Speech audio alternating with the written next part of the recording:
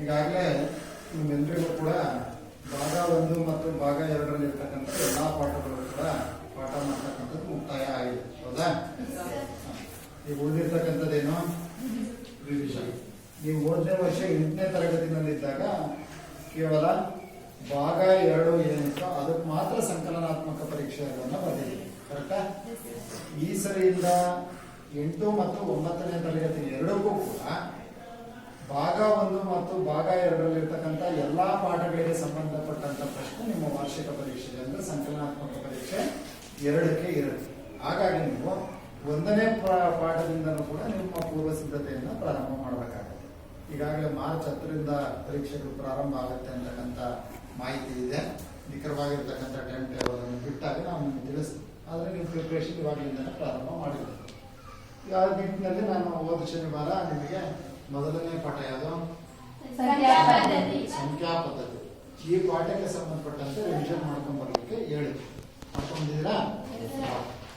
Baby ಸಂಖ್ಯಾ ಪದ್ಧತಿನಲ್ಲಿ ಏನೇನು ಪರಿಕಲ್ಪನೆಗಳು ಬರುತ್ತೆ? ಸಂಖ್ಯೆಯ ವಿಧಗಳು, ಆಮೇಲೆ ಚಿಟ್ಟೆಗಳು ಯಾವ್ಯಾವ ತರ ಲೆಕ್ಕ ಬರುತ್ತೆ ರೇವತಿ? ಸಂಖ್ಯಾ ರೇಖೆ ಮೇಲೆ ಅಭಾಗಲಬ್ಧ ಸಂಖ್ಯೆಗಳನ್ನು ಗುರುತಿಸತಕ್ಕಂಥದ್ದು. ಮತ್ತೆ ಯಾವುದು? ಭಾಗಾಕಾರ. ಭಾಗಲಬ್ಧ ಸಂಖ್ಯೆಗಳನ್ನು ದಶಮಾಂಶ ರೂಪಕ್ಕೆ ಪರಿವರ್ತನೆ ಮಾಡ್ತಕ್ಕಂಥದ್ದು. ಮತ್ತೆ ದಶಮಾಂಶ ರೂಪಕ್ಕೆ ಪರಿವರ್ತನೆ ಮಾಡಾದ್ಮೇಲೆ ಆ ಸಂಖ್ಯೆಗಳು ಯಾವ ರೀತಿಯ ದಶಮಾಂಶ ವಿಸ್ತರಣೆಯನ್ನ ಹೊಂದಿದವೆ? ಅವೇನು ಅಂತ್ಯಗೊಳ್ಳುವ ದಶಮಾಂಶ ವಿಸ್ತರಣೆಯನ್ನು ಹೊಂದಿದವ, ಅಥವಾ ಆವರ್ತನೀಯ ದಶಮಾಂಶ ವಿಸ್ತರಣೆಯನ್ನು ಹೊಂದಿದವ, ಅಥವಾ ಅಂತ್ಯನೂ ಆಗದಿಲ್ಲ ಆವರ್ತನೀಯನೂ ಆಗದಿಲ್ಲ ಹಾಗೆ ಮುಂದುವರಿತಾ ಹೋಗಿದ್ರೆ ಅತ್ಯಂತ ಸಂಖ್ಯೆಗಳು ಅಂತ ಕರಿತೀವಿ ಅಂತ ಹೇಳಿತ್ತು. ಅಭಾಗಲಬ್ಧ ಸಂಖ್ಯೆಗಳು ಅಂತ ಕರಿತೀವಿ ಅಂತ ಹೇಳಿತ್ತು. ಹಾಗೇನೆ ಅಭಾಗಲಬ್ಧ ಸಂಖ್ಯೆಗಳನ್ನ ಸಂಕಲನ ಮಾಡ್ತಕ್ಕಂಥದ್ದು ಹೇಗೆ, ವ್ಯವಕಲನ ಮಾಡ್ತಕ್ಕಂಥದ್ದು ಹೇಗೆ, ಗುಣಾಕಾರ ಮತ್ತು ಭಾಗಾಕಾರ ಮಾಡ್ತಕ್ಕಂಥದ್ದು ಹೇಗೆ, ಅಕರ್ಣೀಕರಣ ಮಾಡ್ತಕ್ಕಂಥದ್ದು ಹೇಗೆ, ಛೇದವನ್ನ ಅಂತಕ್ಕಂಥದ್ದು ಕೂಡ ಹೇಳಿ. ಹೌದಾ? ನೋಡೋಣ ಯಾವ ರೀತಿ ಓದ್ಕೊಂಡ್ಬಂದಿರ ಅನ್ನೋದು ಗೊತ್ತಾಗುತ್ತೆ ಡಿವಿಷನ್. ಈಗ ಮೊದಲನೇದಾಗಿ ಸ್ವಾಭಾವಿಕ ಸಂಖ್ಯೆಗಳು ಅಂತಂದ್ರೆ ಎರಡು ಎಣಿಸಲು ಉಪಯೋಗಿಸುವ ಸಂಖ್ಯೆಗಳನ್ನ ಸ್ವಾಭಾವಿಕ ಸಂಖ್ಯೆಗಳು. ಯಾವ್ಯಾವುದು ಸ್ವಾಭಾವಿಕ ಸಂಖ್ಯೆಗಳು? 1, 2, 3, 4 ಇತ್ಯಾದಿಗಳನ್ನ ಸ್ವಾಭಾವಿಕ ಸಂಖ್ಯೆ. ಇದರಲ್ಲಿ ಮೊದಲನೇ ಸ್ವಾಭಾವಿಕ ಸಂಖ್ಯೆ ಯಾವುದು? 1. ಕೊನೆಯ ಸ್ವಾಭಾವಿಕ ಸಂಖ್ಯೆ ಯಾವುದು? ಹೇಳಕ್ಕಾಗಲ್ಲ. ಏಳನೇ ಸಂಖ್ಯೆಗಳೇನಾಗ್ತಾನೆ ಬರ್ತಾನೆ. ಹಾಗಾದ್ರೆ ಪೂರ್ಣ ಸಂಖ್ಯೆಗಳು ಅಂದ್ರೇನು? ಇದ್ರ ಜೊತೆಗೆ 0 ಸೇರ್ಕೊಂಡ್ಬಿಟ್ರೆ ಆಗ ಅದೇನಾಗುತ್ತೆ? ಪೂರ್ಣ ಸಂಖ್ಯೆಗಳನ್ನ whole number, set of whole numbers ಅಂತ ಕರೀತೀವಿ. ಸೊ ಈಗ ಕನಿಷ್ಠ ಸಂಖ್ಯೆ ಯಾವುದು? 0. ಅತ್ಯಂತ ದೊಡ್ಡ ಪೂರ್ಣ ಸಂಖ್ಯೆ ಯಾವುದು? ಹಾಗಾದ್ರೆ ಪೂರ್ಣಾಂಕಗಳು ಯಾವ್ಯಾವು? ಸುಚಿತ್ ಉದಾಹರಣೆ ಹೇಳು. -5, -5, -4, +1, -3, ಉದಾಹರಣೆ ಹೇಳು. -2, -1, +1, +2, +3 ಇತ್ಯಾದಿ. ಹೌದಾ? ಇದರಲ್ಲಿ ಹಾಗಾದ್ರೆ ಅತ್ಯಂತ ಚಿಕ್ಕ ಪೂರ್ಣಾಂಕ ಯಾವುದು? -5. ಕರೆಕ್ಟಾ? ಇನ್ನು ಈ ಕಡೆ ಇದಾವೆ ಇನ್ನು ಸಂಖ್ಯೆಗಳಿಗೆ ಬರ್ಕಂತ ಹೋದ್ರೆ ಏನಾಗ್ತಾನೆ ಹೋಗುತ್ತೆ? ಬರ್ತಾನೇ ಇರುತ್ತೆ. ಆ ಕಡೆ ಹೋದ್ರೆ ಏನಾಗ್ತಾನೆ ಇರುತ್ತೆ. ಹಾಗಾಗಿ ಅತ್ಯಂತ ಚಿಕ್ಕ ಪೂರ್ಣಾಂಕ ಯಾವ್ದು ಅಂತ ಹೇಳಕ್ ಬರೋದಿಲ್ಲ, ಅತ್ಯಂತ ದೊಡ್ಡ ಪೂರ್ಣಾಂಕ ಯಾವ್ದು ಅಂತ ಹೇಳಲಿಕ್ಕೆ ಕರೆಕ್ಟಾ ಅಲ್ವಾ? ನೆಕ್ಸ್ಟ್ ಹಾಗಾದ್ರೆ ಭಾಗಲಬ್ಧ ಸಂಖ್ಯೆಗಳು ಅಂದ್ರೆ ಯಾವ್ದು ನಿರ್ದೇಶ? P/Q ರೂಪದಲ್ಲಿ ವ್ಯಕ್ತಪಡಿಸಲಾಗುವ ಸಂಖ್ಯೆಗಳನ್ನ ಭಾಗಲಬ್ಧ ಸಂಖ್ಯೆಗಳು ಅಂತ ಕರಿತೀವಿ. ಇಲ್ಲೊಂದೆರಡು ಕಂಡೀಷನ್ ಹೇಳಿದ್ದೆ. ಏನೇನು ಕಂಡೀಷನ್? ಬೋರೆಗೆ ಹೇಳಬೇಕು. Q is not equal to 0 ಒಂದು, ಮತ್ತೆ Qಗಳ ಸಹ ಅಪವರ್ತನ ಆಗಿರಬೇಕು. ಅಂದ್ರೆ ಅವಳ ಮಾಸಹ ಒಂದಾಗಿರಬೇಕು ಅಂತಕ್ಕಂಥದ್ದು ಹೇಳಿದೆ. ಪ್ರಜ್ವಲ್, ಭಾಗಲಬ್ಧ ಸಂಖ್ಯೆ ಯಾವಾಗಾರು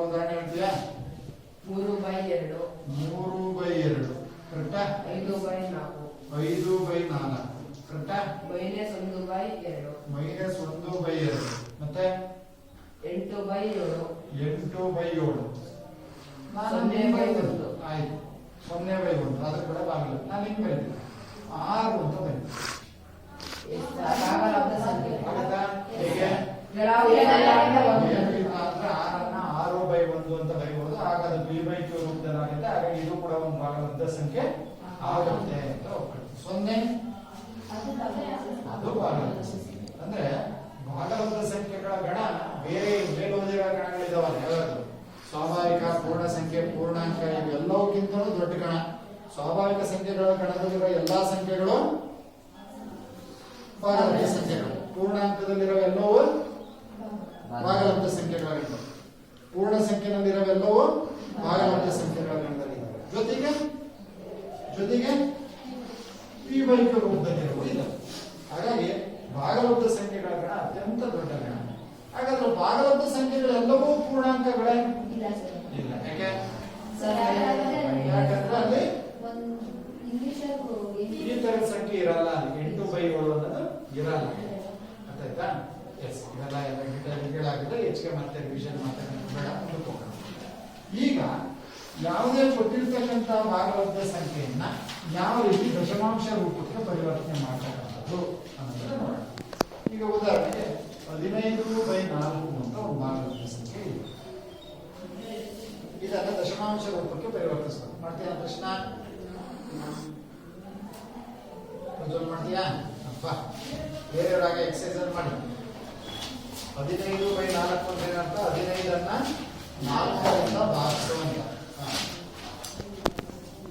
15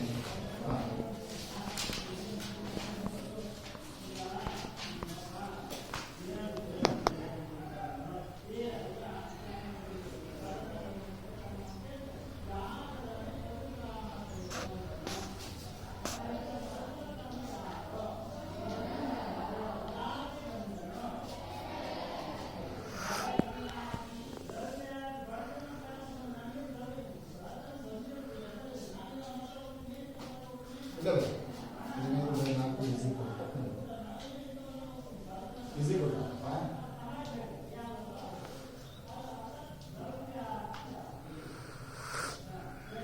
ಸರಿ ಇದೆಯಾ? ಪ್ರಜ್ವಲ್ ಮಾಡಿರ್ಬೇಕಾ? ಪ್ರಜ್ವಲ್ ಮಾಡಿರ್ಬೇಕಾ? ಸರಿ ಇದೆಯಾ? ಇಲ್ಲೇನ್ ಮಾಡಿದ ನಾನು 15 ಅಂಶದಲ್ಲಿದೆ, ಹಾಗಾಗಿ ಅದನ್ನು ಭಾಜ್ಯವಾಗಿ ಪರಿಗಣಿಸಿ, 4 ಛೇದದಲ್ಲಿದೆ, ಅದನ್ನು ಭಾಜಕವಾಗಿ ಪರಿಗಣಿಸಿದ್ದೇನೆ. 4 3 12, 15 ಹೋದ್ರೆ 3. ನೆಕ್ಸ್ಟ್ ಇಳಿಸ್ಕೊಳಕ್ಕೆ ಏನು ಮುಂದಿನ ಸಂಖ್ಯೆ ಇಲ್ಲ ಅಂದಾಗ ಏನ್ ಕಟ್ಕೋಬೇಕು ಅಂತ ಹೇಳಿತ್ತು ನಾವು? ಕಟ್ಕೊಂಡು 0 ಇಟ್ಕೊಂಡಿದ್ದಾನೆ. 4 7 28 ಮತ್ತೆ 30 28 ಕಳೆದ್ರೆ 2 ಬಂತು. ಮತ್ತೆ 0 ಕಟ್ಬೇಕು. ಮತ್ತೆ 0 ಕಟ್ಕೊಂಡ ಪಾಯಿಂಟ್ ಇಡ್ಬೇಕಾ? ಒಂದ್ಸರಿ ಪಾಯಿಂಟ್ ಅನ್ನ ಇಟ್ಕೊಂಡ್ರೆ ದಶಮಾಂಶ 0 ಎಷ್ಟು ಬೇಕಾದ್ರೂ ಇಳಿಸ್ಕೋಬಹುದು ಅಂತ. ಅದು ಹೇಗೆ ಅನ್ನೋದನ್ನ ಹೇಳಾಗಿದೆ ನಿಮಗೆ. 4 5 20 ಎಷ್ಟು ಬಂದಿದೆ ಉತ್ತರ? 3.75. ಹಾಗಾದ್ರೆ ಇದನ್ನ ಎಂತ ದಶಮಾಂಶ ಅಂತ ಕರಿತೀವಿ? ಅಂತ್ಯಗೊಳ್ಳುವ ದಶಮಾಂಶಕ್ಕೆ ಶೇಷ ಏನಿದೆ 0 ಬಂದ್ರೆ ಆ ಬಂದಿರತಕ್ಕಂಥ ಉತ್ತರದ ದಶಮಾಂಶವನ್ನು ನಾವೇನಂತ ಕರಿತೀವಿ? ಅಂತ್ಯಗೊಳ್ಳುವ ದಶಮಾಂಶ. ಈಗ ಹಾಗಾದ್ರೆ 5/3 ಅಂತ ಇದೆ. 5/3 ಅಂತ ಮಾಡ್ತೀವಿ. ಯಾರು ಭಾವಿಸ್ತೀರ? ಬಾಲಕೃಷ್ಣ ಇದು ಮಾರ್ಕ್ಸ್ ಬಳಸ್ತೀಯಾ? ನೋಡು, ನಿನ್ ಶಾಲೆಗೆ ದಿನನಿತ್ಯ ಬದಲೇ ಇರತಕ್ಕಂಥದ್ದು ಸಣ್ಣ ಒಂದು ಭಾಗಾಕಾರ ಕೊಟ್ಟರು ಕೂಡ ಯೋಚನೆ ಮಾಡ್ತಾ ಇದ್ದೀವಿ. ನಾವ್ ಯಾಕಪ್ಪ ಶಾಲೆಗೆ ದಿನ ಬನ್ರಿ ಅಂತ ಹೇಳ್ತೀವಿ ಅಂತಂದ್ರೆ ಇದಕ್ಕೆ ಹೇಳ್ತಕ್ಕಂಥದ್ದು. ನೀನೇನ್ ದಡ್ಡ ಅಲ್ಲ, ಆದ್ರೆ ದಿನನಿತ್ಯ ಗೈರುಹಾಜರಿ ಆಗಿ ಇತ್ತು. ಅಪರೂಪಕ್ಕೆ ಒಂದ್ಸರಿ ಬಂದ್ರೆ ಏನು ಅರ್ಥ ಆಗೋದಿಲ್ಲ. ನಿತೀಶ ಬರಬೇಡ ನೋಡು, ನಿತೀಶ, ಪ್ರಜ್ವಲ, ಬೇಬಿ ಇವರಿಗೆಲ್ಲ ಕೊಟ್ಟು ಯಾಕೆ ಫಾಸ್ಟ್ ಮಾಡ್ತಾರೆ ಅಂದ್ರೆ ಅವ್ರು ಡೈಲಿ ಸ್ಕೂಲಿಗೆ ಬರ್ತಾರೆ. 5/3 ಅಂತ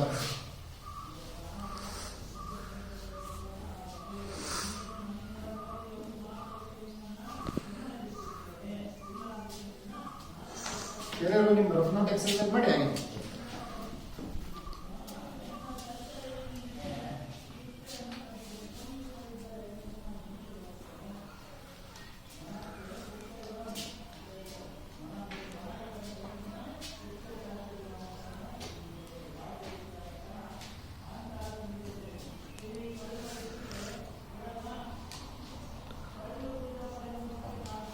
ಏನ್ ಮಾಡಿದೆ ನಿತೀಶ? 5 3 ಭಾಗಿಸಿದಾನೆ. 3 1 3, 5 3 ಅಂದ್ರೆ 2. ನೆಕ್ಸ್ಟ್ ಪಾಯಿಂಟ್ ಯಾವ್ದು ಇಲ್ಲ, ಶಿಫ್ಟ್ ಮಾಡ್ಬಿಟ್ಟು ಪಾಯಿಂಟ್ ಇಟ್ಬಿಟ್ಟು 0 ಇಳಿಸ್ಕೊಂಡಿದ್ದಾನೆ. 3 6 18, 20 18 ಹೋದ್ರೆ 2, 10 0 3 6 18 ನಿಲ್ಸ್ಬಿಟ್ಟಿದ್ದಾನೆ. ಇಲ್ಲಿ ನನಗೆ ಗೊತ್ತಾಗ್ಬಿಡುತ್ತೆ ನನಗೆ ಎಷ್ಟು ಸರಿ ಭಾಗಿಸಿದ್ರು ಕೂಡ ಏನಾಗ್ತಾ ಹೋಗುತ್ತೆ, 6 ಅನ್ನೋದು ಪುನರಾವರ್ತನೆ ಆಗ್ತಾ ಹೋಗುತ್ತೆ. ಹಾಗಾಗಿ 1.6 ಬಾರ್ ಅಂತ ಇಟ್ಬಿಟ್ಟಾರೆ. ಈ ದಶಮಾಂಶವನ್ನು ಏನಂತ ಕರಿತೀವಿ ನಾವು? ಆವರ್ತನೀಯ ದಶಮಾಂಶ. ಯಾಕೆ ಆವರ್ತನೀಯ ಅಂತ ಕರಿತೀವಿ? ಒಂದೇ ರೀತಿಯ ಸಂಖ್ಯೆ ಪದೇ ಪದೇ ರಿಪೀಟ್ ಆಗ್ತಾ ಇದ್ರೆ ಅದನ್ನ ರಿಕರಿಂಗ್ ಡೆಸಿಮಲ್ ಅಥವಾ ಆವರ್ತನೀಯ ದಶಮಾಂಶ ಅಂತ ಕರಿತೀವಿ. ಇದಂತೆ ಈ ಹಿಂದೆ ಪ್ರಜ್ವಲ್ ಮಾಡಿದ್ದೇನಾಗಿತ್ತು? ಅಂತ್ಯ ಹೊಡೆಯುವ ದಶಮಾಂಶ. ಅಂದ್ರೆ ನಾನಿಲ್ಲಿ 15/4 ಅನ್ನೋದು ಎಂತ ಸಂಖ್ಯೆ? ಹಾಗೇನೆ 5/3 ಅನ್ನೋದು ಯಾವಂತ ಸಂಖ್ಯೆ? ಅಂದ್ರೆ ಇದರ ಅರ್ಥ ಏನಪ್ಪಾ ಅಂದ್ರೆ ನೀವು ಯಾವುದೇ ಭಾಗಲಬ್ಧ ಸರಿ ಅರ್ಥ ಮಾಡ್ಕೊಂಡು ಕೇಳಿಸ್ಕೊಳ್ಳಿ. ಯಾವುದೇ ಭಾಗಲಬ್ಧ ಸಂಖ್ಯೆ ತಗೊಳ್ಳಿ, ಯಾವುದೇ ಭಾಗಲಬ್ಧ ಸಂಖ್ಯೆ ತಗೊಳ್ಳಿ. ಈಗ ಉದಾಹರಣೆ ನಾನೊಂದು ಮಾಡ್ತೀನಿ. ಇಲ್ಲಿ ಅಂತ್ಯ ಆಗಿದೆ, ಇಲ್ಲೊಂದು 2/7 ಅಂತ ತಗೊಳ್ಳಿ, ಅಥವಾ 5/7 ಅನ್ನೋದು ಒಂದು ಸಂಖ್ಯೆ ತಗೊಳ್ಳಿ. ಅಂದ್ರೆ 5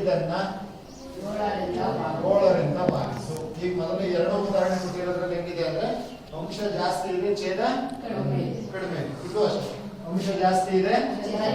ಈಗ ಹೋಗ್ಬಿಡ ನಾನು ಉಲ್ಟಾ ಮಾಡಿದ್ದೀನಿ, ಅಂಶ ಕಡಿಮೆ ಮಾಡಿದ್ದೀನಿ, ಛೇದ ನೋಡಿ. ಇದನ್ನ ಭಾಗಾಕಾರ ಮಾಡೋಣ. 5 7ರಿಂದ ಭಾಗ ಆಗುತ್ತಾ? ಭಾಗ ಆಗಲ್ಲ ಅಂದ್ರೆ ಏನ್ ಮಾಡ್ಬೋದು? ಪಾಯಿಂಟ್ ಇಟ್ಟ ತಕ್ಷಣ ಇದು 0 ಬಂದ್ಬಿಡಿ. ಎಷ್ಟು? 7 49 ಹೋದ್ರೆ ಪಾಯಿಂಟ್ ಇಡಬೇಕಾ? ಕಟ್ಕೋಬೇಕು. 0 ಇಳಿಸ್ಕೊಂಡಿದ್ದೀನಿ. 7 10 ಹೋದ್ರೆ 10 0, 7 4 ಮತ್ತೆ 30 28 ಹೋದ್ರೆ 10 0, 7 2 ಎಷ್ಟು ಉಳಿತು? 7 8 56 ಎಷ್ಟು ಉಳಿತು? 4 45 ಪಕ್ಕದಲ್ಲಿ 7 5 ಎಷ್ಟು ಉಳಿತು? ಎಷ್ಟಾಯ್ತು? 7 ಎಷ್ಟು ಉಳಿತು? 0 7 3 ಉಳಿತು.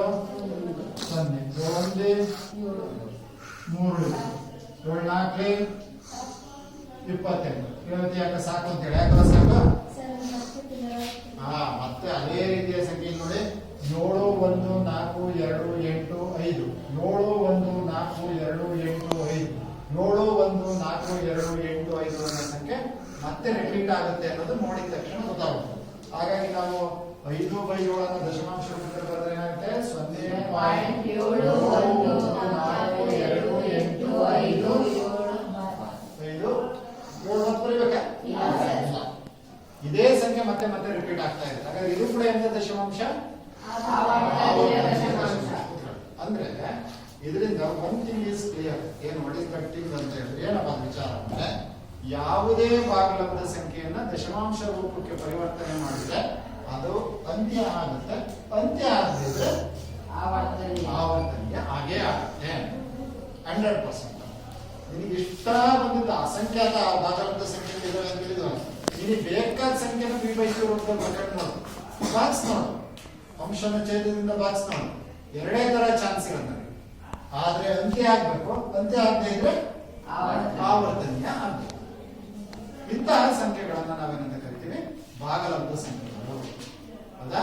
ಅವುಗಳನ್ನು ದಶಮಾಂಶ ರೂಪದಲ್ಲಿ ಬರೆದಾಗ ಅಂತ್ಯಗೊಂಡ್ರೆ ಅಥವಾ ಆವರ್ತನೀಯ ಆಗಿದ್ರೆ ಅಂತಹ ಸಂಖ್ಯೆಗಳನ್ನು ನಾವೇನಂತ ಕರಿತೀವಿ? ಭಾಗಲಬ್ಧ ಸಂಖ್ಯೆಗಳು. 3/2 ರೂಪದಲ್ಲಿ ಇದ್ರು ಅದು ಅಷ್ಟು ಚೆನ್ನಾಗಿ ಅರ್ಥ ಆಗುತ್ತೆ ಹೆಂಗೋ. ಒಟ್ಟಾರೆ ಆ ರೀತಿಯ ಸಂಖ್ಯೆಗಳನ್ನ ನಾವು ದಶಮಾಂಶ ರೂಪಕ್ಕೆ ಬರೆದ್ರೆ ಅವುಗಳ ದಶಮಾಂಶ ರೂಪ ಹೆಂಗಿರ್ಬೇಕು? ಅಂತ್ಯ ಆಗಬೇಕು. ಅಂತ್ಯ ಆಗದೆ ಇದ್ರೆ ಆವರ್ತನೀಯ ಆದ್ರೆ ಅಂತಹ ಸಂಖ್ಯೆಗಳೆಲ್ಲವನ್ನೂ ನಾವೇನಂತ ಕರಿತೀವಿ? ಭಾಗಲಬ್ಧ ಸಂಖ್ಯೆಗಳು. ಇದು ಬಿಟ್ಟು ಇದೆಲ್ಲ ನಿಮಗೆ ಇಷ್ಟೊಂದು ರೂಪದಲ್ಲಿರಲಿಲ್ಲ, ಈಗ ಇದೆ. ಇದು ಬಿಟ್ಟು ಇನ್ನೊಂದು ಜಾತಿಯ ಸಂಖ್ಯೆ ಇದೆ. ಯಾವ್ದದು? ಅಭಾಗಲಬ್ಧ ಸಂಖ್ಯೆ. ಯಾರಾದ್ರೂ ಅಭಾಗಲಬ್ಧ ಸಂಖ್ಯೆಗಳು ಉದಾಹರಣೆ ಹೇಳ್ತೀರಾ? ರೂಟ್ 2, ರೂಟ್ 4 ಮಾಡ್ತೀರಲ್ಲ. ರೂಟ್ 4 ಏನ್ ಮಾಡ್ತೀವಿ? ರೂಟ್ 4 ಬರೀಬಾರ್ದು ಸರ್. ಏನಪ್ಪ ಅಂತ ಹೇಳಿದ್ರೆ 4ಕ್ಕೆ ವರ್ಗಮೂಲ ಇದೆ, 4ರ ವರ್ಗಮೂಲ 2. ಹೌದಾ? ರೂಟ್ 5 ಬರೀಬೋದಾ? ಹೌದಾ?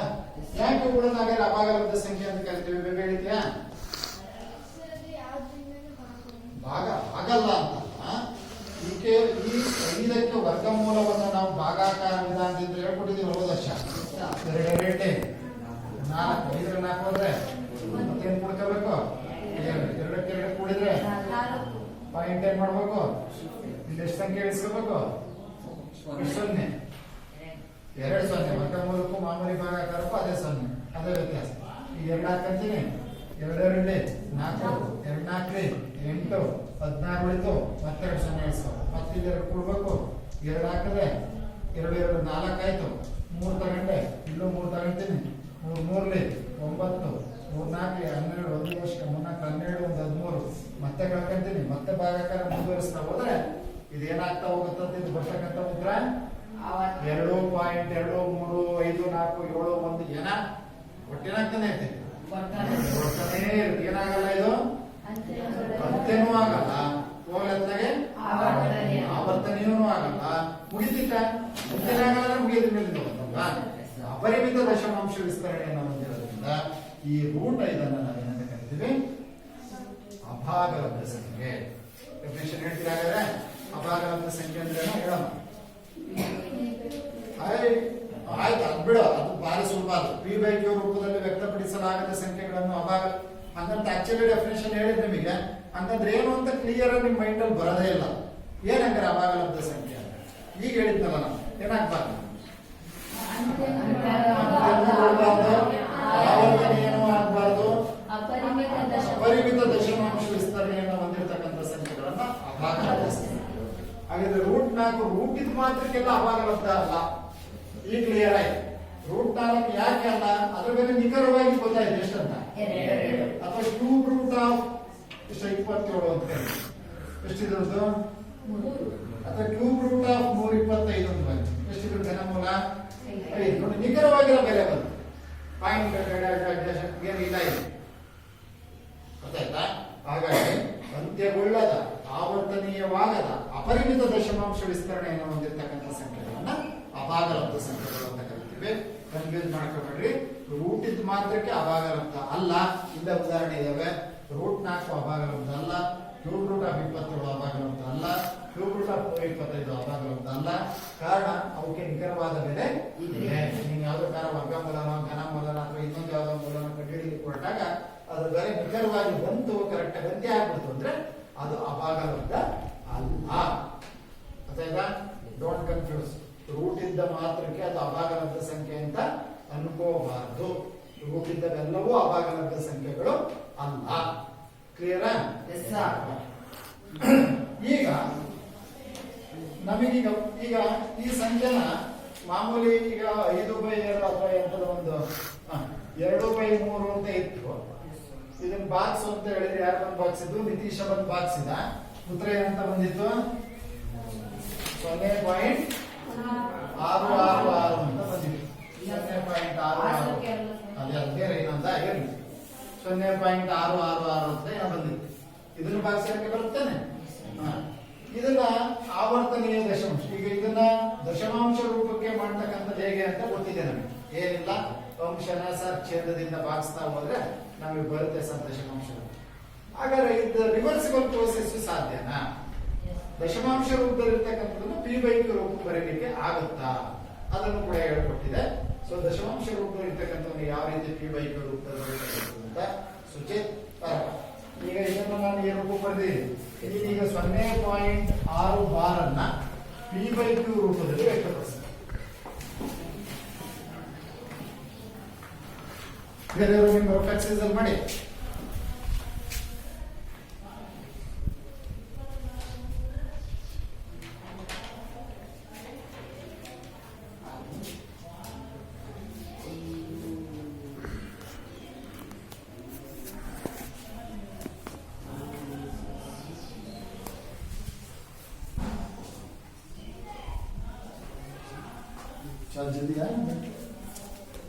ಸರ್ ನೋಡ್ರಿ ಸರ್ ನೀವೇ ಕಡಿಮೆ ನೋಡೋಣ ಬಂದಾಗ ಹೇಳಿ.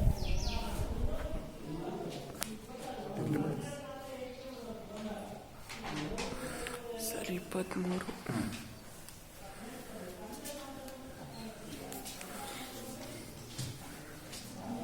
ನೋಡಿ ಬೇರೆ ಮಾಡಿ.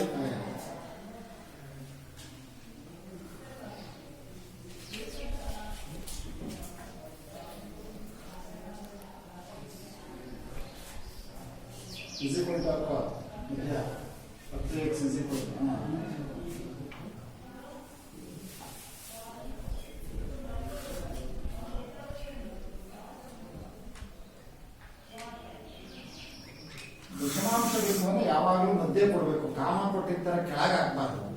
ಅದೇ ನಾನು ಹಂಗೆ ಹಾಕಿದ್ದೀನಿ ಅಲ್ಲೆಲ್ಲಾದರೂ. ಹಾಂ ಆಯ್ತು ಮಾಡು. ಹಾಂ ಬರೀ ಕಳಿಸೋದು.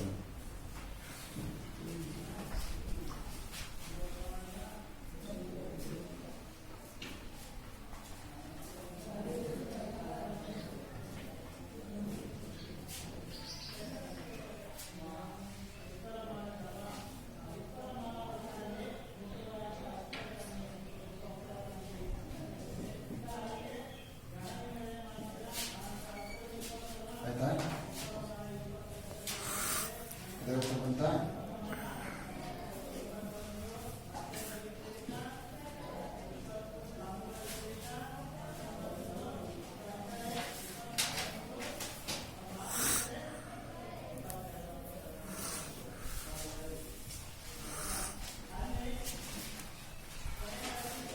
ಆಯ್ತಾ ರೇವತಿ?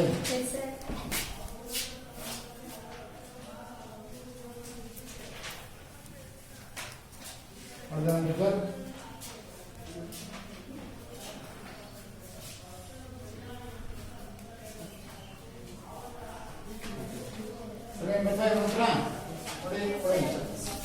ನೋಡಿ, ಇಲ್ಲಿ ನಾನು 2/3 ದಶಮಾಂಶ ರೂಪಕ್ಕೆ ಬಂದಾಗ 0.6666 ಅಂತ ಬಂದಿದೆ. ಅದರಲ್ಲಿ 0.6 ಬಾರ್ ಅಂತ ಬರೀತೀನಿ.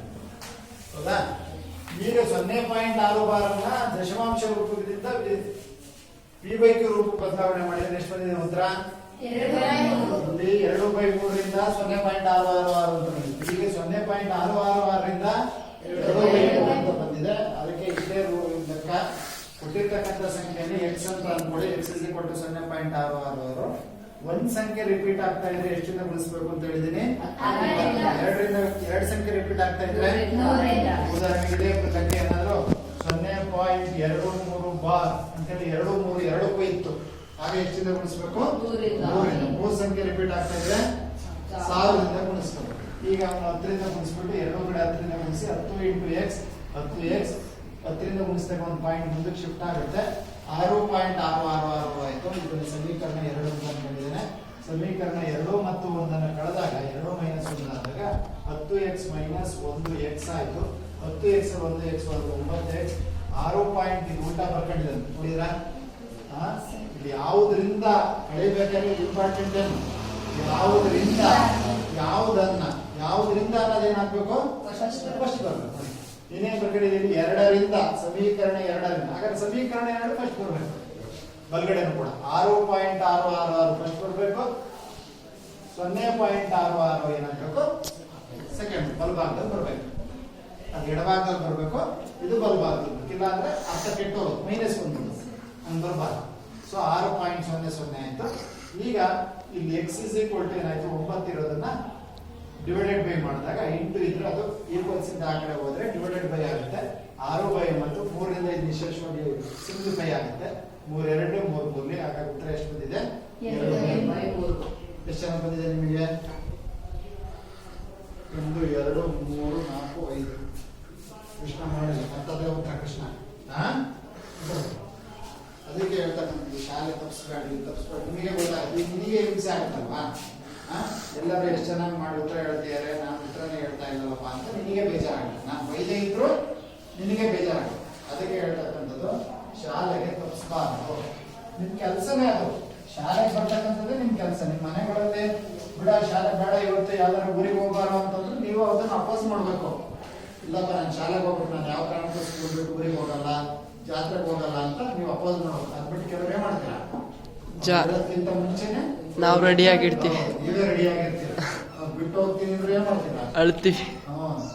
ಹೊಡಿಸ್ತೀರ ಅವ್ರನ್ನ, ನೀವು ಹೊಡಲ್ಲ, ಜಗಳ ಮಾಡ್ತೀರಾ ಅಲ್ವಾ?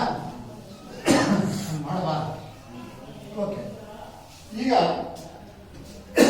ಈಗಾಗಲೇ ನೀವು ಪ್ರೈಮರಿ ಶಾಲೆಯಲ್ಲಿ ಮತ್ತು 8 ಬೇರೆ ತರಗತಿಗಳಲ್ಲೆಲ್ಲ ಭಾಗಲಬ್ಧ ಸಂಖ್ಯೆಗಳ ಸಂಕಲನ, ವ್ಯವಕಲನ, ಗುಣಾಕಾರ, ಭಾಗಾಕಾರ ಗೊತ್ತಿದೆ. ಭಾಗಲಬ್ಧ ಅಂದ್ರೆ ಭಿನ್ನ ರಾಶಿ ರೂಪದಲ್ಲಿರ್ತಕ್ಕಂಥ ಸಂಖ್ಯೆಗಳನ್ನ ಕೂಡೋದು, ಕಳೆಯೋದು, ಗುಣಿಸೋದು, ಭಾಗಿಸೋದು ಎಲ್ಲ ಗೊತ್ತಿದೆ. ನಾನು ಅದಲ್ಲದೆ ಯಾವ ಕ್ಲಾಸಲ್ಲಿ ಹೇಳ್ಕೊಟ್ಟಿದ್ದೆ ನಾವು? ಬೇಸಿಕ್ ಮ್ಯಾಥಮೆಟಿಕ್ಸ್ ಕ್ಲಾಸಲ್ಲಿ ಸಾಯಂಕಾಲ 4 ಗಂಟೆಯಿಂದ 5 ಗಂಟೆ ತನಕ ಏನು ತಗೊಳ್ತೀನ ಅದರಲ್ಲಿ ಸ್ವಾಭಾವಿಕ ಸಂಖ್ಯೆಗಳ ಸಂಕಲನ, ವ್ಯವಕಲನದಿಂದ ಹಿಡಿದು ಎಲ್ಲಾ ರೀತಿಯ ಸಂಕಲನ, ವ್ಯವಕಲನ, ಗುಣಾಕಾರ, ಭಾಗಾಕಾರ ಹೇಳ್ಕೊಟ್ಟಿದ್ದೆ. ಹೌದಾ?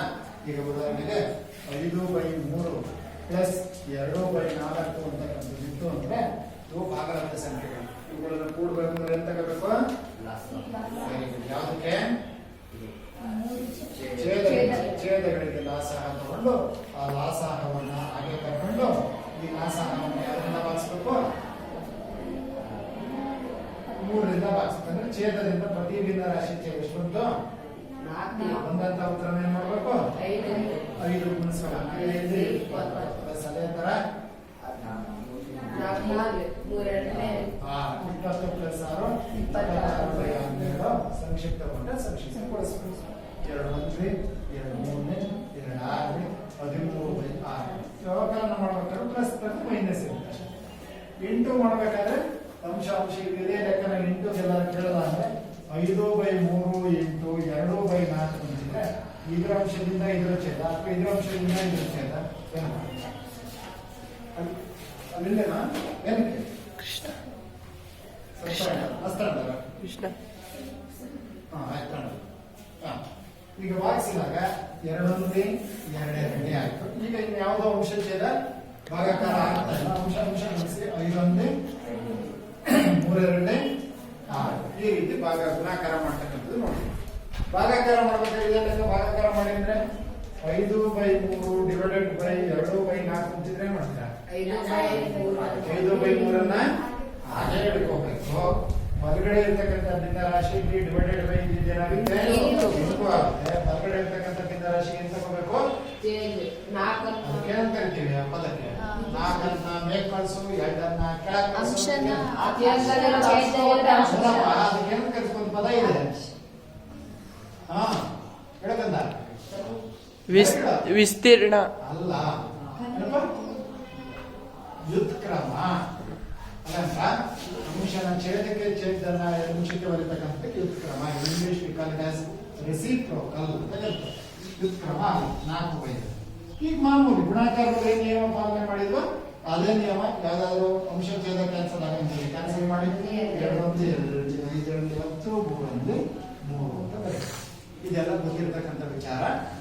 ನಾವೀಗ ಆದ್ರೆ ಅಭಾಗಲಬ್ಧ ಸಂಖ್ಯೆಗಳನ್ನ ಕೂಡೋದು ಹೇಗೆ, ಕಳೆಯೋದು ಹೇಗೆ, ಗುಣಿಸೋದು ಹೇಗೆ ಅಂತಕ್ಕಂಥದ್ದನ್ನ ಈಗ ನೋಡೋಣ. ಅಭಾಗಲಬ್ಧ ಸಂಖ್ಯೆ ಅಂದ್ರೆ ಏನಿರುತ್ತೆ? ರೂಟ್ ಇರುತ್ತೆ ಅಲ್ವಾ? ಈಗ ಉದಾಹರಣೆಗೆ 5√3 ಪ್ಲಸ್ 2√5 ಕೂಡ್ರಿ ಅಂತ ಹೇಳಿ. ಸರಿನಾ? ಸರಿನಾ? ಈಗ ಹಾಗಾದ್ರೆ ಆ ಸಂಖ್ಯೆಗಳನ್ನ ಅಭಾಗಲಬ್ಧ ಸಂಖ್ಯೆಗಳನ್ನು ಸಂಕಲನ ಮತ್ತು ವ್ಯವಕಲನ ಕ್ರಿಯೆಗೆ ಎಲ್ಲವನ್ನೂ ಕೂಡಬಹುದಾ? ಇಲ್ಲ. ಕೇಳ್ರಿ, ಯಾರು ಹೇಳ್ತೀರಾ? 16 ಆಗೈತಿ. ಏನೇನ್ ಕೂಡಬಹುದು? ಯಾಕೆ ಕೂಡೋದು ಬರಲ್ಲ ಬೇಬಿ? ಹೇಳಮ್ಮ, ಯಾಕೆ ಬರಲ್ಲಮ್ಮ? ಅಂದ್ರೆ ಏನೊಂದೇ ಇರಬೇಕು. ಇಲ್ಲಿ ಒಳಗಡೆ ಸಂಖ್ಯೆ ಏನಂತ ಒಂದು ವಿಶೇಷ ಹೆಸರು ಕೊಟ್ಟಿದ್ದೀವೇನು? ಹೇಳಿ, ಕರಣೀಯ ಹೇಳ್ಬೇಕು. ಕರಣೀಯ ಹೌದಾ? ಇಲ್ಲಿ ಇಲ್ಲಿರೋದಕ್ಕೆ ಯಾವುದೇ 2 ಅಭಾಗಲಬ್ಧ ಸಂಖ್ಯೆಗಳನ್ನ ಕೂಡಬೇಕು ಅಂದ್ರೆ ಕೆಲವು ಕಂಡೀಷನ್ಸ್ ಇರುತ್ತೆ. ಚೆನ್ನಾಗಿ ಅರ್ಥ ಮಾಡ್ತೀವಿ. ಏನೇ ಒಂದೇ ಇರಬೇಕು? ಕರಣೀಯ ಒಂದೇ ತರ ಇರಬೇಕು, ಕ್ರಮನೂ ಒಂದೇ ತರ ಇರಬೇಕು. ಒಂದೇ ರೀತಿಯ ಕರಣೀಯ ಮತ್ತು ಒಂದೇ ರೀತಿಯ ಕ್ರಮವನ್ನು ಹೊಂದಿರತಕ್ಕಂಥ ಅಭಾಗಲಬ್ಧ ಸಂಖ್ಯೆಗಳನ್ನ ಮಾತ್ರ ನಾವು ಸಮರೂಪಕರಣಿಗಳು ಅಂತ ಕರಿತೀವಿ. ಅಂತವನ್ನ ಮಾತ್ರ ಕೂಡ್ಲಿಕ್ಕೆ ಅಥವಾ ಕಳೀಲಿಕ್ಕೆ ಸಾಧ್ಯ. ಹೆಂಗೆ ಬೀಜಾಕ್ಷರ ಹೋಗಲಿ ಒಂಚೂರು ಇದಕ್ಕೆ ಬೀಜ ಪದಗಳನ್ನು ಕೂಡಬೇಕು ಅಂದ್ರೆ ಎಂತ ಬೀಜ ಪದಗಳಿರ್ಬೇಕು? ಸಜಾತಿ ಬೀಜ ಪದಗಳಾಗಿದ್ರೆ ಮಾತ್ರ ಹೇಗೆ ಸಂಕಲನ ಮತ್ತು ವ್ಯವಕಲನ ಕ್ರಿಯೆಗೆ ಒಳಪಡಿಸ್ತೀವೋ ಹಾಗೇನೆ ಸಜಾತಿ ಬೀಜ ಪದಗಳು ಅಂತ ಮತ್ತೆ ಜ್ಞಾಪಾಗುತ್ತೆ. ಏನೇನು ಒಂದೇ ತರ ಇರಬೇಕು?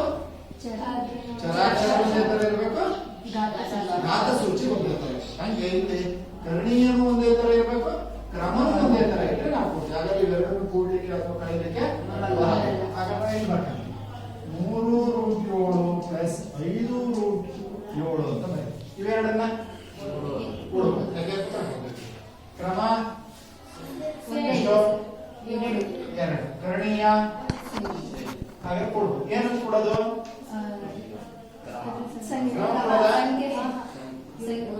ಏನು ಕೊಡೋದು? ಸಂಖ್ಯೆ ಅಂತ ಸಹಗುಣಕ. ಯಾವ್ದನ್ನು ಕೊಡ್ಬೇಕು?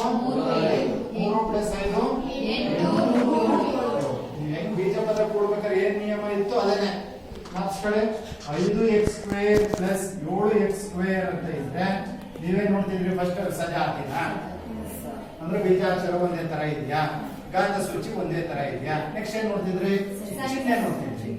ಚಿಹ್ನೆ ಒಂದೇ ರೀತಿ ಚಿಹ್ನೆ ಇದೆಯಾ, ಹಾಗಾದ್ರೆ ಇದನ್ನ ಯಾವ ಕ್ರಿಯೆಗೆ ಒಳಪಡಿಸೋಣ, ಸಂಕಲನ ಕ್ರಿಯೆ. ಕೂಡೋದೇನು ಕೂಡ್ತಿದ್ರಿ, 7 ಪ್ಲಸ್ 5 ಬೀಜಾಕ್ಷರ ಏನ್ ಮಾಡ್ತಿದ್ರಿ, ಕೂಡದ ಚಿಹ್ನೆ ಏನ್ ಮಾಡ್ತಿದ್ರಿ, ಅದೇ ಚಿಹ್ನೆ ಇಡ್ತಾ ಇದ್ರಿ. ಇಲ್ಲೂ ಅದೇ ಕೆಲಸ. ಇಲ್ಲೇನೇನ್ ನೋಡ್ಬೇಕು, ಕ್ರಮ ಒಂದೇ ಇದೆಯಾ, ರೈಟ್, ಕರ್ಣೀಯ ಒಂದೇ ಇದೆಯಾ, ಹಾಗಾದ್ರೆ ಸಮರೂಪಕಗಳು. ಸಾಗುಣಕ್ಕೆ ನೋಡ್ಬೇಕು, ಚಿಹ್ನೆ ಏನಿದೆ ನೋಡ್ಬೇಕು, ಪ್ಲಸ್ ಪ್ಲಸ್ ಒಂದೇ ರೀತಿ ಚಿಹ್ನೆ ಇದ್ರೆ ಕೂಡ್ತೀವಿ. 3 ಪ್ಲಸ್ 5 8. ಈಗ ಅಲ್ಲಂಗೆ x² ಹಾಗೆ ಇಡ್ತಿದ್ದು, ಹಾಗೆ √7 ಕೂಡ ಹಾಗೆ ಇಡ್ಬೇಕು. ನಾನು ನಿಮಗೆಲ್ಲ ಇವು ಯಾಕೆ ಅಂತೆಲ್ಲ ಹೇಳಿದ್ದೀನಿ. ನಮ್ಮನೆಯಲ್ಲಿ 5 ಹಸು ಇದೆ, ಬೇರೆ ಮನೆಯಲ್ಲಿ 3 ಹಸು ಇದೆ. ಒಟ್ಟು ಎಷ್ಟು ಹಸು ಆದ್ರು ಅಂದ್ರೆ ನೀವೇನ್ ಹೇಳ್ತೀರಾ, 8 ಹಸು ಆದ್ರು ಅಂತ ಹೇಳ್ತೀರಾ ಹೊರತು 8 ಹಸು ಸ್ಕ್ವೇರ್ ಅಂತ ಆಗ್ಲಿ ಏನು ಹೇಳೋದಿಲ್ಲ, ಹೇಳಬಾರ್ದು, ತಪ್ಪಾಗುತ್ತೆ. ಹಾಗಾಗಿ ಕೂಡಿದಾಗ ಇಲ್ಲಿ ಯಾವುದೇ ಗಾತ್ರದಲ್ಲಿ ಬೀಜಾಕ್ಷರದಲ್ಲಿ ಬದಲಾವಣೆ ಆಗಲ್ಲ. ನನ್ನ ಹತ್ರ 8 ಚಾಕ್ಲೇಟ್ ಇದೆ, ಕೃಷ್ಣನ ಹತ್ರ 2 ಚಾಕ್ಲೇಟ್ ಇದೆ. ಎಷ್ಟಾಯ್ತು, 10 ಚಾಕ್ಲೇಟ್ ಆಯ್ತು ಸರ್ ಅಂತ ಹೇಳ್ತಿರೋ ಹೊತ್ತು 10 ಚಾಕ್ಲೇಟ್ ಸ್ಕ್ವೇರ್ ಆಯ್ತು ಅಂತ ಆಗ್ಲಿ ಏನು ಹೇಳೋದಿಲ್ಲ. ಅರ್ಥ ಆಯ್ತಾ? ಸೊ ಆ ರೀತಿಯಲ್ಲಿ ನೀವು ಜ್ಞಾಪಕ ಹೇಳ್ಕೊಂಡು ಇದಿಷ್ಟು ಸಂಕಲನ, ಮೈನಸ್ ಇಂದ ವ್ಯವಕಲನ ಅಷ್ಟೇ. ಇದನ್ನ 5√7 ಅನ್ನು 3√7 ರಿಂದ ಉಚ್ಚ ಪ್ರಶ್ನೆ ಹಿಂಗಿರು. 5√7 ಅನ್ನು 3√7 ಕಳೆಯೋದ್ರಿಂದ 3√7 ಫಸ್ಟ್ ಹಾಕೊಳ್ತೀಯಾ, ಮೈನಸ್ ಹಾಕೊಳ್ತೀಯಾ. ನೆಕ್ಸ್ಟ್ ಚಿಹ್ನೆ ನೋಡ್ತೀಯಾ, ಒಂದು ಪ್ಲಸ್ ಮೈನಸ್ ಏನ್ ಮಾಡ್ಬೇಕು, ಕಳೆಯಬೇಕು. ಎಷ್ಟಾಗುತ್ತೆ, 2. ಇದನ್ನ ಕಮ್ಮಿ ಪದ ಏನ್ ಮಾಡ್ಬೇಕು, ಹಾಗೆ ಇಡಬೇಕು. ಚಿಹ್ನೆ ದೊಡ್ಡ ಸಂಖ್ಯೆ ಏನಿರೋ ಚಿಹ್ನೆ ಎಷ್ಟು, -2√7. ಕರೆಕ್ಟಾ? ಈ ರೀತಿಯಲ್ಲಿ ನಾವು ಕಳೆಯುತ್ತೇವೆ. ಈಗನೇ ಯಾವುದೇ ಕರ್ಣಿಗಳನ್ನು ಗುಣಿಸ್ಬೇಕಂದ್ರೆ, ಅಭಾಗಲಬ್ಧ ಸಂಖ್ಯೆಯನ್ನು ಗುಣಿಸ್ಬೇಕಂದ್ರೆ ಒಂದೇ ಕಂಡೀಷನ್ ಸಾಕು, 2 ಕಂಡೀಷನ್ ಬೇಕಿಲ್ಲ. ಇವತ್ತು ಹೇಳ್ತೀಯಾ ಹೆಂಗಿದ್ರೆ ಗುಣಿಸ್ತೀವಿ ಅಂತ,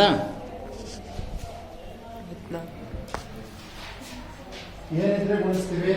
ಕರ್ಣೀಯ ಕ್ರಮ 2 ಸೇಮ್ ಇರ್ಬೇಕಾ ಅಥವಾ ಎಲ್ಲರೂ ಒಂದು ಸೇಮ್ ಇದ್ರೆ ಸಾಕು? ವಿದ್ಯಾ ಬೇಬಿ, 2ರ ಸೇಮ್ ಇರ್ಬೇಕು. 2 ಹೇಳ್ತೀರಾ ಬಾಯ್ಸ್, ಗೊತ್ತಾಯ್ತಾ? ಕ್ರಮ ಸೇಮ್ ಇದ್ರೆ ಸಾಕಲ್ಲಿ, ಕರ್ಣೀಯನೂ ಸೇಮ್ ಇರ್ಬೇಕಂತ ಏನಿಲ್ಲ. ನಿಯಮ ಏನ್ ಹೇಳಿದ್ವಿ, n√a into n√b is equal to n√ab. ನೋಡಿ ಏನಿದೆ, n ಅನ್ನೋದು ಕ್ರಮ, ಕ್ರಮ ಒಂದೇ ಇದ್ರು ಸಾಕು. ಕರ್ಣೀಯನಾಗಿ ಇಲ್ಲಿ a ಇದೆ, ಇಲ್ಲಿ b ಇದೆ, ಏನೇ ಬೇರೆ ಬಿನೇ ಬೇರೆ, ಅವು ಬೇರೆ ಬೇರೆ ಇದ್ರು ಒಂದೇ ಇದ್ರೆ ನಡೀತಿದೆ, ಬೇರೆ ಬೇರೆ ಇದ್ರು ನಡೀತಿದೆ. ಈಗ ಉದಾಹರಣೆಗೆ √5 ಇಂಟು √4 ಅಂತ ಇದೆ. ಇವೆರಡನ್ನೂ ಕೂಡಕ್ಕೆ ಕಳೆಯಕ್ಕೆ ಬರಲ್ಲ, ಯಾಕೆ, ಕರ್ಣೀಯ ಬೇರೆ ಬೇರೆ, ಆದ್ರೆ ಗುಣಿಸಕ್ಕೆ ಬರುತ್ತೆ. ಯಾಕೆ,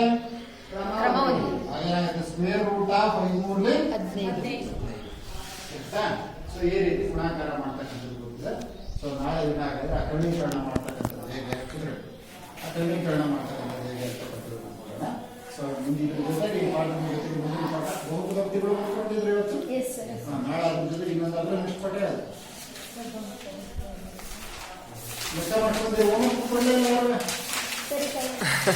ಯಾರಾದ್ರೂ ಒಬ್ರು ಬೆಳಗ್ಗೆ ಬಂದ ತಕ್ಷಣ ಹೋಮ್ವರ್ಕ್ ಕಲೆಕ್ಟ್ ಮಾಡಿ ನಮ್ಮ ಟೇಬಲ್ ಮೇಲೆ ಸರ್. ನೆಕ್ಸ್ಟ್ 2 ಅಕ್ಷರಗಳಲ್ಲಿ ರೇಖಾತ್ಮಕ ಸಮೀಕರಣ. ಅಲ್ಲಿವರೆಗೂ ನಾಳೆ